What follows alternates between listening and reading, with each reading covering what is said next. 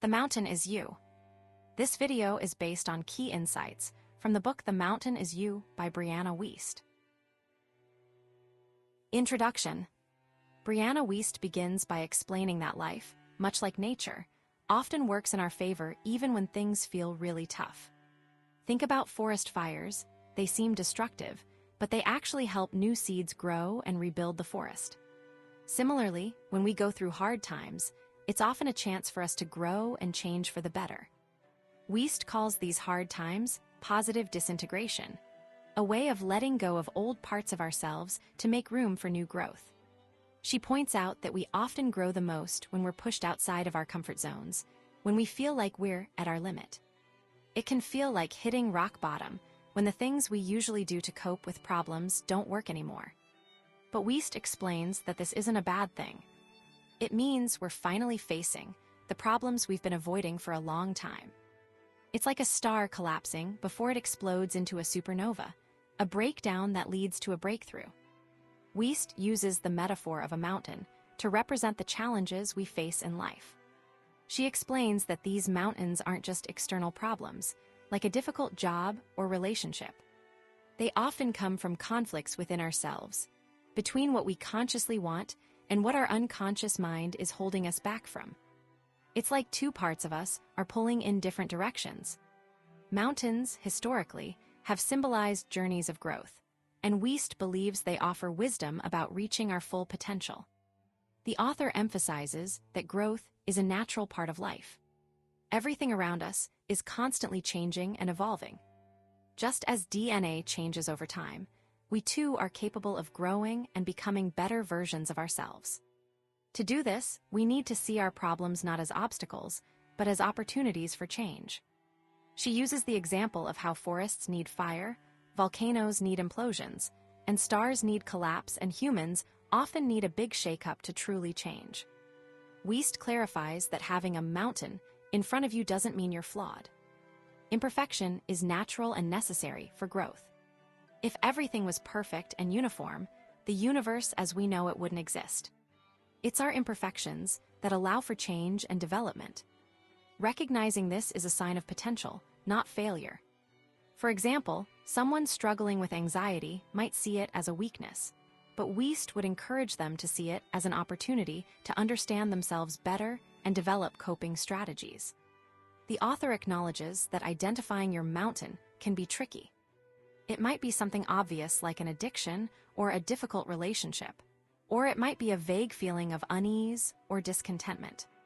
But ultimately, the mountain is a problem within ourselves, a shaky foundation that affects many areas of our lives. Wiest distinguishes between circumstantial problems, life's hardships, and chronic problems, issues within ourselves. Chronic problems often stem from past traumas and coping mechanisms that have built up over time. Wiest states that facing your mountain is the only way to achieve true freedom and become the person you're meant to be. She believes that a trigger, an event that brings a wound to the surface, can actually point us towards our path and our destiny. When we reach a breaking point, it's an opportunity for a major breakthrough. It's a chance to reinvent ourselves and let go of the old self that's no longer serving us.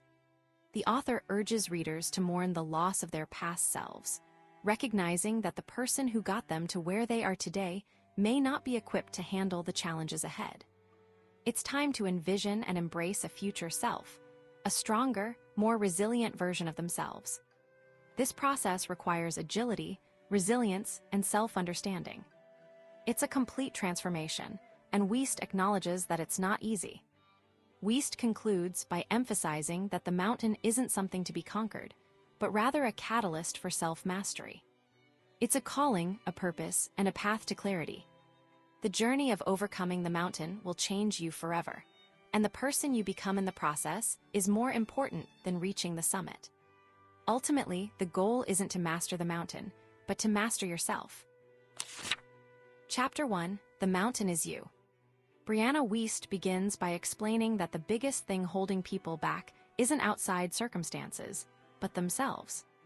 When there's a gap between where someone is and where they want to be, and every attempt to close that gap feels difficult, it's usually self-sabotage at work. It might seem strange to intentionally make things harder for yourself, but Wiest explains that self-sabotage isn't about hating yourself. It's about trying to meet a hidden need, even if the way you're doing it isn't helpful. Overcoming this requires deep work, understanding past hurts, letting go of tough emotions, finding healthier ways to get your needs met, and building up your confidence and ability to bounce back from challenges. It's a big job, but Wiest believes everyone needs to do it at some point. Wiest points out that self-sabotage isn't always obvious. She shares a story about Carl Jung, a famous psychologist, who as a child felt unhappy at school. After hurting his head, he unconsciously started fainting, seemingly to avoid going back. Jung realized this was a way to escape a situation he didn't like. Similarly, Wiest explains, many fears and habits are actually symptoms of deeper, unaddressed issues. People often cope with these issues in ways that ultimately hold them back. The author clarifies that self-sabotage is a coping mechanism. It happens when we're afraid to directly address our deepest needs. For example, someone might ruin a relationship because they're secretly afraid of being alone, or they might avoid professional success because they really want to pursue a creative passion that society doesn't value as much. Sometimes, people get stuck analyzing their feelings instead of actually feeling them, because experiencing the emotions feels too scary.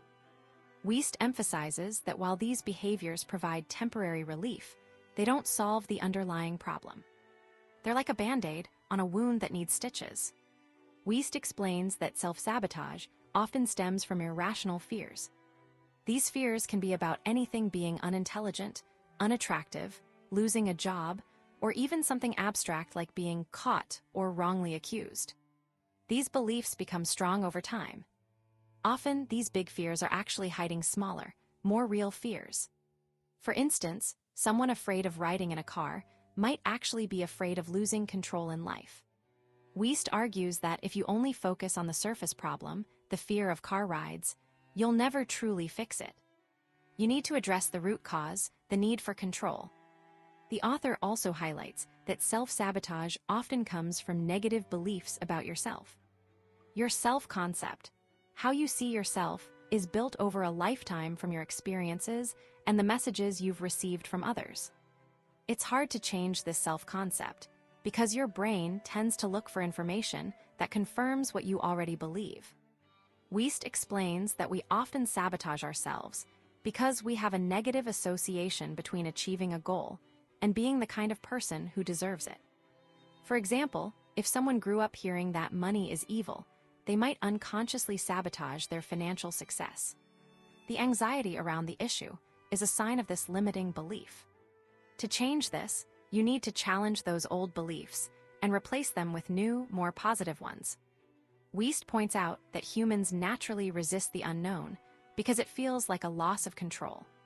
Self-sabotage can be a way to stay within your comfort zone, even if that zone isn't good for you. She uses the idea of an upper limit, the amount of happiness we allow ourselves to feel.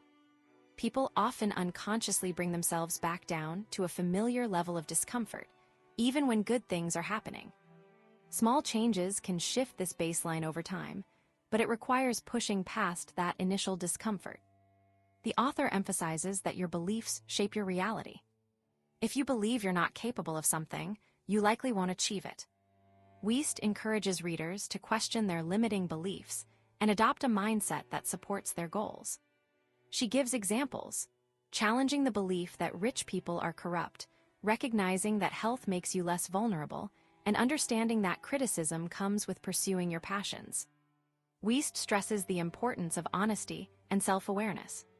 She acknowledges that it can be scary to admit you're unhappy or that your life isn't what you want it to be. But avoiding the truth only prolongs the suffering. She encourages readers to stop making excuses and take full responsibility for their lives. The first step to healing is clearly identifying the problems you face. Finally, Wiest offers hope. She says it's okay to start at the beginning, even if you feel lost or at rock bottom.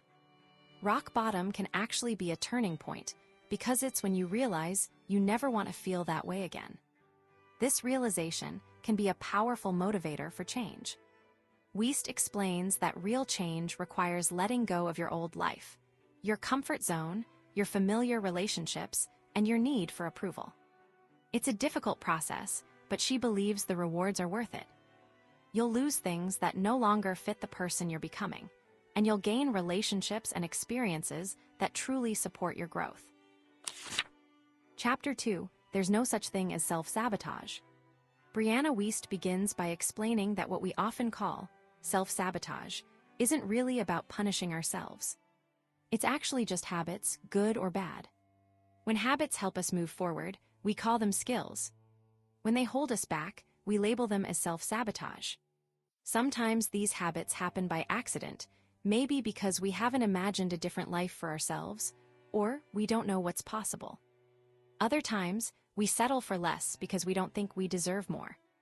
But most of the time, Wiest argues, these habits aren't random. They're actually clever ways our brains try to meet a need, deal with difficult feelings, or get something we really want, even if we don't realize it. So, instead of trying to force ourselves to stop these behaviors, we need to figure out why they exist in the first place. Wiest clarifies that self-sabotage isn't about being mean to ourselves. It's about trying to protect ourselves. For example, someone might start a healthy diet, but then end up at a drive-thru. Or they might have a brilliant business idea but get distracted and never start working on it. It's also about letting worries paralyze us when we're trying to make big changes, or feeling grateful but still being anxious. We often blame a lack of willpower or intelligence, but Wiest says that's usually not the case. The core idea is that we all have conflicting desires, what we consciously want and what our subconscious mind believes we need. When these clash, we get stuck. She emphasizes that people generally do what they want to do, even if it seems illogical or harmful. This means if a behavior is sticking around, there's a reason for it. To understand self-sabotage, Wiest explains that it's often about attachments. Big problems that seem simple to fix, but are incredibly hard to change usually mean we're holding onto something deeper. She uses the example of someone who wants to be wealthy, but subconsciously believes rich people are disliked. Or someone who wants success, but doesn't want to put in the work, perhaps because they fear the jealousy and scrutiny that come with it. Another example is someone who keeps choosing unhealthy relationships, possibly because they're recreating familiar patterns from childhood where love felt linked to loss. Wiest points out that sometimes we even get attached to having problems. Success can make us less liked, love can make us vulnerable, and playing it safe can avoid criticism. These behaviors aren't punishments, they're ways of meeting hidden needs.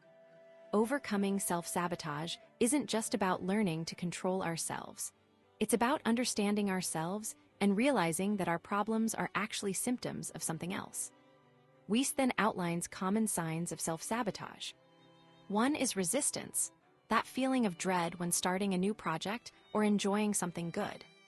Resistance isn't the same as laziness. It's a signal that something feels unsafe or that a belief needs to be addressed.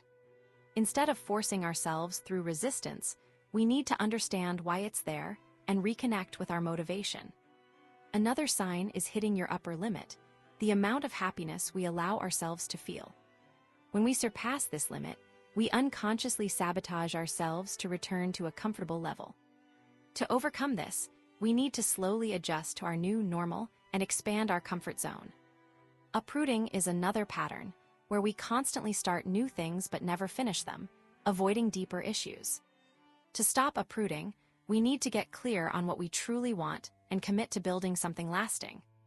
Wiest also discusses how perfectionism can be a form of self-sabotage. It's not about wanting things to be good. It's about fearing failure so much that we don't even try. The solution is to focus on progress, not perfection, and just do the work. She also highlights the importance of emotional processing. If we can't handle difficult feelings, we avoid situations that might trigger them, limiting our lives. Healthy emotional processing involves understanding what happened, validating our feelings, and finding a way to move forward. Justification, making excuses for not taking action, is another trap. We need to focus on outcomes, not intentions, and stop accepting our own excuses. Disorganization can also be a form of self-sabotage, creating chaos to avoid facing uncomfortable truths. Creating a clean and organized space can help us feel more in control and ready to take action. Wiest explains that sometimes we sabotage ourselves because we're attached to what we don't really want. We might be pursuing goals based on other people's expectations or outdated dreams. It takes courage to let go of these things and discover what truly makes us happy. Judging others is another way we sabotage ourselves. When we criticize others, we're often projecting our own insecurities and limiting beliefs. Practicing compassion and celebrating others' successes can help us overcome this. Finally, Wiest addresses the role of pride and guilt. Pride can prevent us from admitting we need help or changing course, while guilt can hold us back from enjoying our successes. We need to be honest with ourselves, accept our imperfections, and remember that success isn't something to feel ashamed of. To truly stop self-sabotage, Wiest emphasizes the importance of identifying our subconscious commitments, the things we want more than anything else. These commitments often drive our behaviors, even if we're not aware of them. Understanding these commitments can help us understand why we're stuck. She explains that these commitments are often linked to unmet core needs. For example, if we're committed to being in control, our core need is trust. By focusing on meeting our core needs, we can reduce the power of our self-sabotaging behaviors. Wiest concludes by stressing that overcoming self-sabotage isn't just about understanding it. It's about taking action, even when it's uncomfortable. We need to learn to disconnect action from feeling and stop waiting for the right mood. Our feelings are often based on past experiences and aren't always accurate. We can train ourselves to prefer behaviors that are good for us, even if they don't feel good at first. By consistently taking action, we can create momentum and build a life that aligns with our true desires. Chapter 3: Your triggers are the guides to your freedom. Brianna Wiest explains that the things we do to hold ourselves back aren't random. They actually point us toward what we truly need. It's like our brain is sending signals, and if we learn to understand those signals, we can start to build a life that feels right for us. Often, we get stuck in patterns because we don't know how to deal with our feelings, so we avoid things that might bring those feelings up. But avoiding isn't solving the problem. It's just making us more sensitive and reactive. The real issue isn't the trigger itself, but our lack of skills to process what we're feeling. Wiest emphasizes that negative emotions aren't the enemy. Each one carries a message. For example, anger isn't just about wanting to lash out. It shows us where our boundaries are being crossed and what we believe is unfair. It's a signal that something needs to change. Instead of suppressing anger, we can use it as energy to take action and improve our lives. Sadness, on the other hand, is a natural response to loss. It's okay to grieve and allow ourselves to feel sad when something important is gone. Trying to rush through sadness only prolongs the healing process. Guilt, Wiest points out, often comes from feeling like we could have done something differently, rather than actually doing something wrong. It's a sign that we care about doing the right thing. However, if guilt is constant and doesn't relate to a specific action, it might stem from childhood experiences where we felt like a burden. Embarrassment is about recognizing when we haven't lived up to our own standards, and it's a normal human experience. Shame, however, is much darker. It's when we start believing we are worthless. Jealousy isn't about disliking someone else's success. It's about recognizing a desire within ourselves that we're not pursuing. Resentment arises when people don't live up to our expectations, but Wiest reminds us that we can't control others. We can only change our expectations. Regret isn't about dwelling on the past. It's about identifying what's truly important to us and taking action now. Finally, chronic fear isn't always about a real threat. It can be a sign of past trauma or underdeveloped coping mechanisms. Wiest encourages readers to pay attention to their self-sabotaging behaviors and ask themselves what needs aren't being met. For instance, someone who repeatedly returns to a harmful relationship might be seeking a sense of familiarity or comfort, even if it's unhealthy. Someone who attracts unavailable partners might be afraid of intimacy, or not believe they deserve a committed relationship. Someone who constantly overworks might be avoiding difficult emotions or seeking validation. These behaviors aren't flaws, they're attempts to meet underlying needs. The author stresses the importance of self-care, but not the kind that's just about bubble baths and distractions. True self-care is about meeting our basic needs, getting enough sleep, eating well, having a clean and comfortable environment, and allowing ourselves to feel our emotions without judgment. It's also about recognizing that we're wired for connection and that it's okay to need others. We don't have to be completely self-sufficient.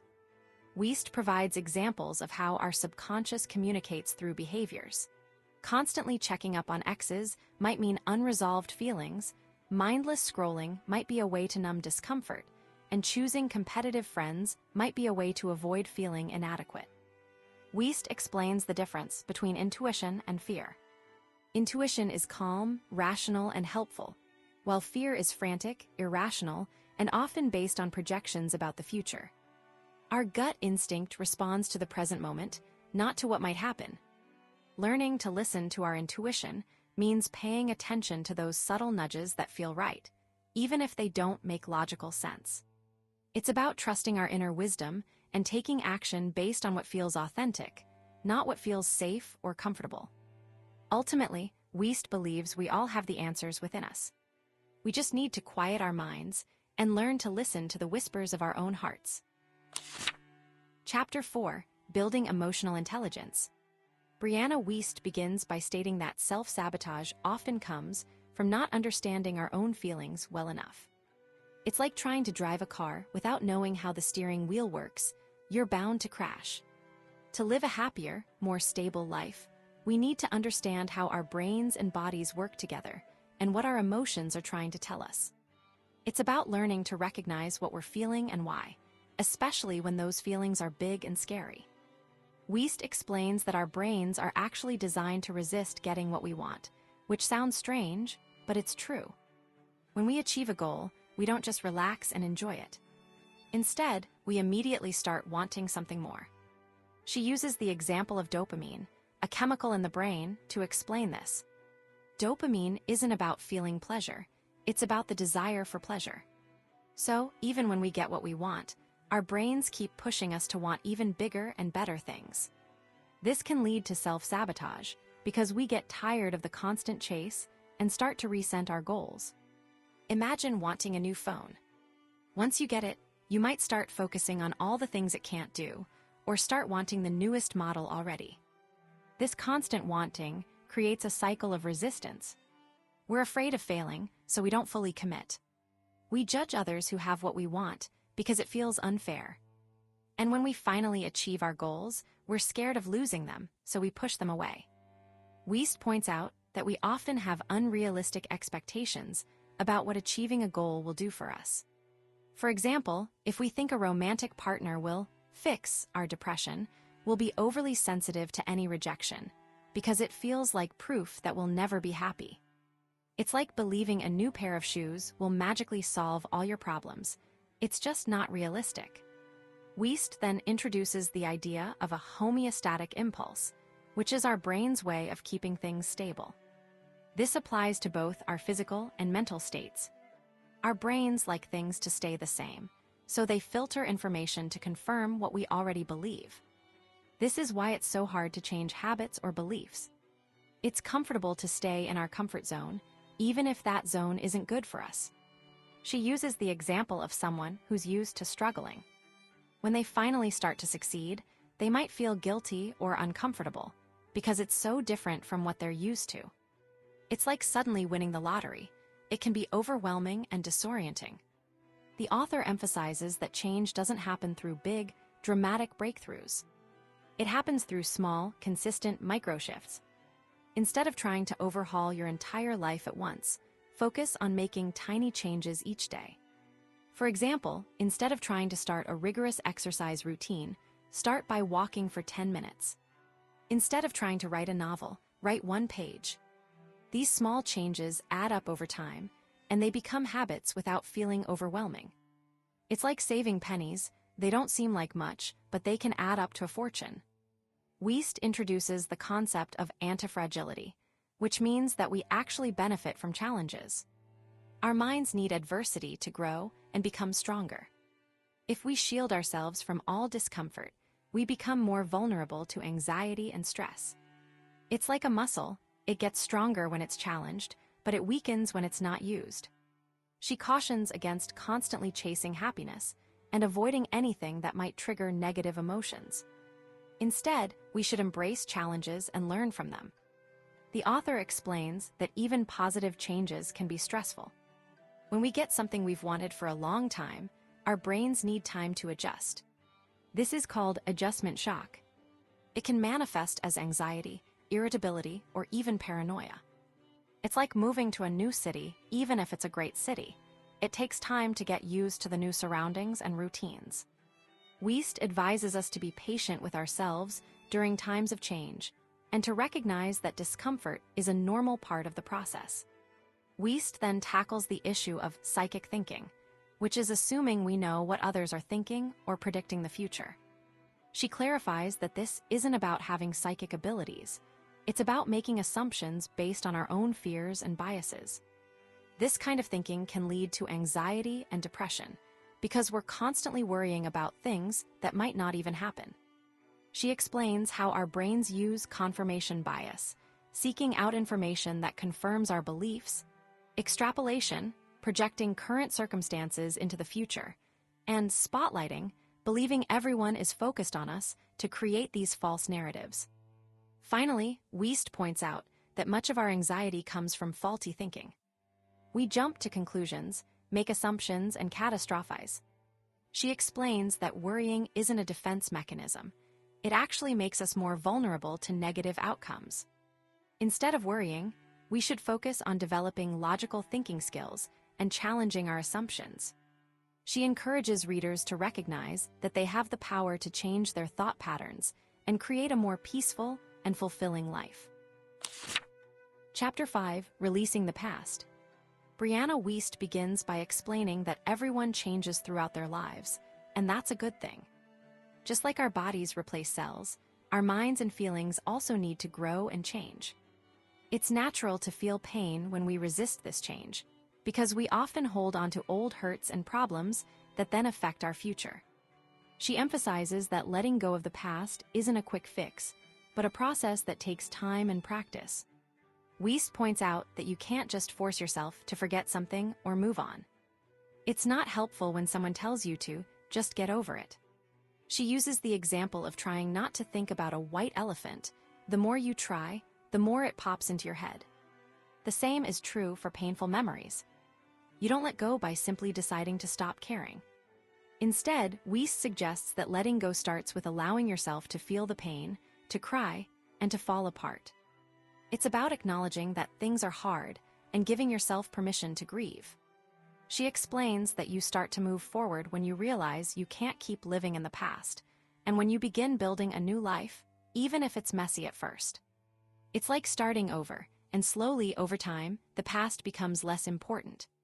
Wiest stresses that trying to force yourself to let go actually makes you hold on tighter. You need to allow yourself to experience the emotions fully, even if they are uncomfortable. She uses the analogy of a foundation falling apart. It feels scary, but you're still standing, and you can build something even stronger in its place. Wiest then dives into the idea that unresolved experiences stay with us, often because we still secretly want something from them. For example, a breakup isn't just about losing a person, it's about losing the hope of love. We get stuck wanting something that isn't right for us. To truly let go, Wiest suggests a technique where you revisit the painful memory in your mind. Imagine yourself going back to that moment and offering comfort and wisdom to your younger self. Tell yourself that everything will be okay, that better things are coming, and that you will be all right. This helps to release the old attachment and reconnect with the present. She emphasizes that changing your perspective on the past can change your present. You can rewrite the story in your head and create a new reality. Wiest acknowledges that life often moves on quickly, even after something really difficult happens. We're expected to just keep going, but we often don't give ourselves enough time to truly process our emotions. She encourages readers to allow themselves to feel their pain fully, knowing that it's okay to grieve and to take time to heal. Wiest then addresses unrealistic expectations. She argues that it's not brave to only love yourself when you've reached a certain level of perfection. True healing comes from accepting yourself as you are right now.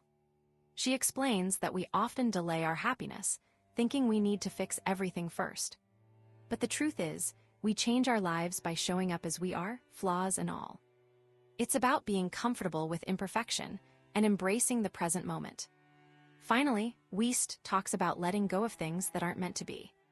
She explains that you can't force a job, a person, or a situation to be right for you if it isn't. If something isn't working, it's okay to let it go, even if it's scary. She uses the metaphor of a universe that doesn't allow perfection, because growth comes from breaks and gaps. She encourages readers to focus on building a life they love, rather than trying to fix what's broken. She concludes by saying that trauma isn't just in your head, it changes your brain, and healing involves restoring a sense of safety. She encourages readers to feel their emotions fully, to meditate not to feel calm, but to simply feel, and to remember that healing isn't about going back to who you were, but becoming someone new and stronger. Ultimately, Wiest stresses that true growth isn't about proving others wrong, but about finding peace and contentment within yourself. Chapter 6: Building a New Future. Brianna Wiest guides readers through building a new future after releasing past hurts, emphasizing that simply letting go isn't enough. Many people get stuck focusing on what happened instead of creating the life they want now. It's like cleaning a room. You don't just clear the clutter, you then arrange things nicely. Wiest introduces a powerful tool called future self-work, similar to talking to your younger self, but instead, you connect with the best version of yourself you can imagine. This isn't about predicting the future, but about understanding what qualities and habits you need to develop to become that person. The first step, according to Wiest, is facing your fears. It's important to be relaxed and open when you try this. Imagine a peaceful place and invite your future self to join you. Don't bombard them with questions, just let the conversation flow. If scary images pop up, Wiest explains that's just your fear talking, not reality. Once you feel calm, listen to the advice your future self offers. Pay attention not just to what they say, but how they look, act, and express themselves. These details are clues about the changes you need to make. For example, if your future self is confident and calm, you might realize you need to work on managing your anxiety. Wiest suggests a helpful exercise. Imagine giving advice to yourself from a few years ago. What would you tell your younger self now, knowing what you know? Or imagine your future self handing you the keys to their life, their home, job, relationships. This helps you visualize what you're working towards and makes it feel more real. The goal is to feel empowered and affirmed, not scared. Remember, fear is just a trick of the mind. Your future self is there to remind you of your potential. Wiest then dives into understanding trauma, explaining it's not just a mental issue, but a physical one. Trauma happens when something scary disconnects you from feeling safe. It's like your body builds walls to protect itself, but those walls can become rigid and prevent you from moving forward. She explains that trauma can be passed down through families or learned from experiences. The key is recognizing the physical signs, tension, anxiety, overreactions, because trauma is felt in the body. To heal, Wiest says you need to identify what caused the trauma and then work through it physically. When you feel triggered, notice where your body tenses up. Practice deep breathing to relax those areas. Self-soothing is crucial. Things like meditation, sleep, or aromatherapy can help calm your nervous system. It's about taking your body out of fight or flight mode. Then, you need to restore a sense of safety by facing the things you've been avoiding. If you're traumatized by relationships, you need to build healthy ones. If you're afraid of money, you need to learn to manage it. Avoiding the problem doesn't make it go away. Finally, Wiest stresses the importance of not taking your thoughts and feelings as absolute truth. Our minds can create scary stories, but they aren't always real. Wiest emphasizes becoming the most powerful version of yourself. This isn't about being perfect, but about knowing your strengths and weaknesses.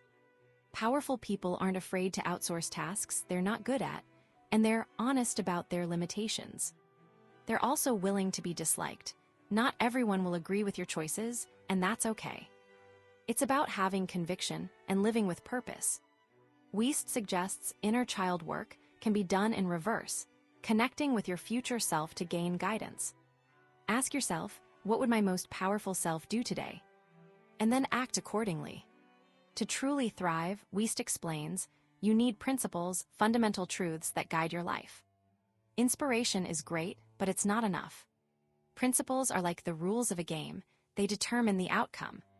For example, a financial principle might be, live below your means. A relationship principle might be, prioritize honesty.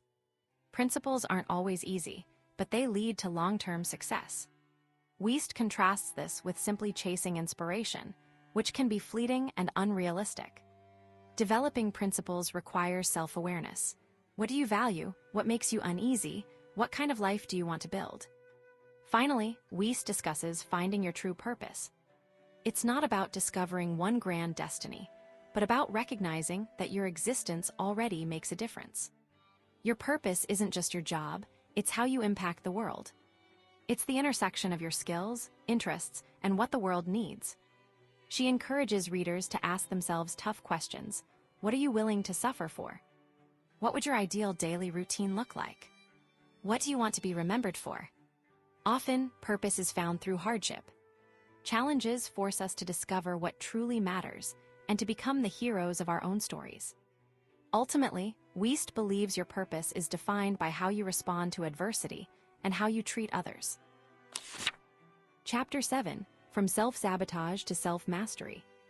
Brianna Wiest begins by explaining that moving from self-sabotage to truly living well isn't a huge, complicated change. It's actually a natural process of realizing you had the power to hold yourself back, and therefore, you also have the power to move forward. It's about taking responsibility and understanding your own strength. Wiest dives into the idea of controlling emotions versus suppressing them, drawing from Buddhist teachings. Buddhists believe that learning to manage your mind leads to true happiness. It's not about stopping thoughts or feelings, but about letting them come and go without getting carried away by them. Think of it like watching clouds drift across the sky. You see them, but you don't jump up and try to grab them. This is different from suppression, where you try to ignore or push down feelings, which can eventually lead to big emotional outbursts. For example, if someone cuts you off in traffic, controlling your emotions means acknowledging your anger but choosing not to yell. Suppressing it would mean pretending you're not angry, which could build up and explode later. The author clarifies the difference between suppressing and controlling emotions. Suppressing is like stuffing a problem into a box and hoping it goes away. It's unconscious, meaning you don't even realize you're doing it. Controlling, on the other hand, is conscious. You recognize what you're feeling and then choose how to respond. It's about managing your behavior, not eliminating your emotions. Wiest emphasizes that emotions are temporary, but your actions are lasting, and you're always responsible for how you act. Wiest explains that mental strength isn't about always being happy or perfect. It's about being able to handle everyday life and challenges without getting overwhelmed. It's like physical strength. It's not about how much you can lift, but how efficiently your body works. She references Amy Morin's work on mental strength, suggesting that if you're not there yet, this is where you start building those skills. A key part of becoming mentally strong, according to Wiest, is learning to trust yourself again and finding inner peace. She describes inner peace as a deep knowing that everything is okay, even when things are tough. She uses a quote from Albert Camus about finding invincible summer within during winter, meaning that even in hard times, a sense of calm can be found inside. This inner peace isn't about avoiding problems, but about knowing you can handle them. It's like a calm lake. Thoughts and actions are like stones that create ripples, but the water naturally returns to stillness when you stop disturbing it. Wiest points out that many people search for happiness outside of themselves, in money, relationships, or achievements. But true happiness, she argues, comes from inner peace. When your goal is happiness, you're always chasing something, but when your goal is inner peace, you're already there.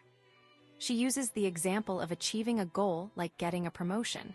The happiness is often temporary, and you soon find yourself wanting something else. The author explains why we lose touch with our inner peace. As we grow up, we adapt to our surroundings and adopt beliefs from others. Sometimes we change ourselves to feel safer. If we aren't taught to connect with our inner peace, we start to trust our thoughts, which can be influenced by fears and anxieties. This creates a cycle where thoughts lead to feelings, and those feelings feel real even if they aren't based on reality. Wiest stresses that thoughts aren't always facts, and it's important to be aware of this.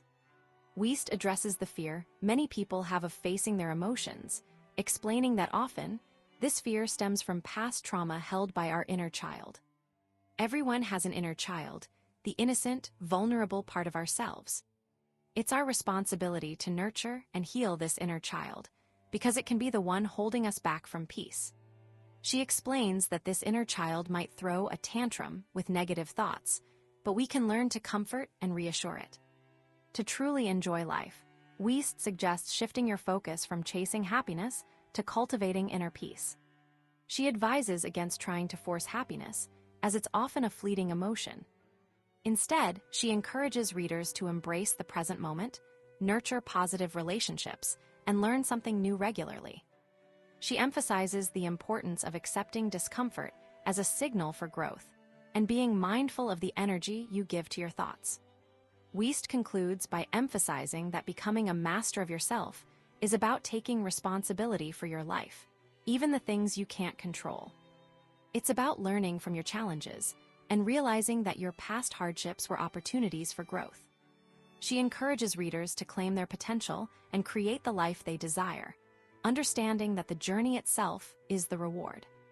Ultimately, she believes that everyone is capable of reaching their full potential and finding lasting peace.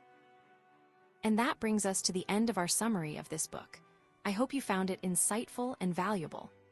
If you enjoyed this video, hit like and subscribe for more. Your support helps us bring you more great content. Thanks for watching.